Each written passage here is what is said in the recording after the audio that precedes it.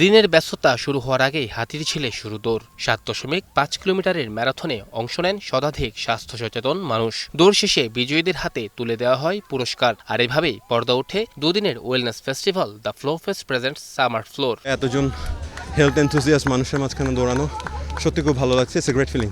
Marathon participate করলে তখন বিভিন্ন হরমোনাল ব্যালেন্সে কাজে লাগে।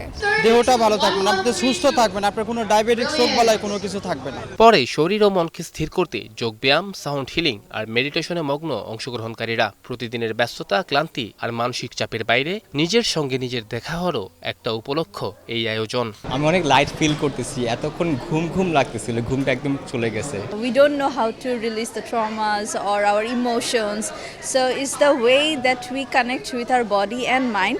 ভালো থাকা শুধু শরীরের বিষয় নয়, মনটাকেও দিতে হয় যত্ন। সেই ভাবনা থেকেই হতাশা আর ক্লান্তিকে পেছনে ফেলে সুস্থতার চর্চা ছড়িয়ে দিতে চান আয়োজকরা। লক্ষ্য এই অভ্যাস পৌঁছে যাক সমাজের সব শ্রেণী পেশার মানুষের কাছে। আমাদের নানান রকমের সেশনস আছে, আমাদের অনেক ওয়ার্কশপস আছে, বাচ্চাদের বলেন, একটু এজেড মানুষদের জন্য বলেন, ইয়াং মানুষদের জন্য বলেন। আমরা এইভাবে প্রতিটা আমাদের সেশন অ্যান্ড ওয়ার্কশপ কিউরেট করি। নিউট্রিশন, স্ট্রেস রিলিফ, এগুলি সবাই আমরা যদি জানি আমরা খুব ভালো থাকতে পারবো, কিন্তু এগুলি আমাদেরকে শেখানো হয় না।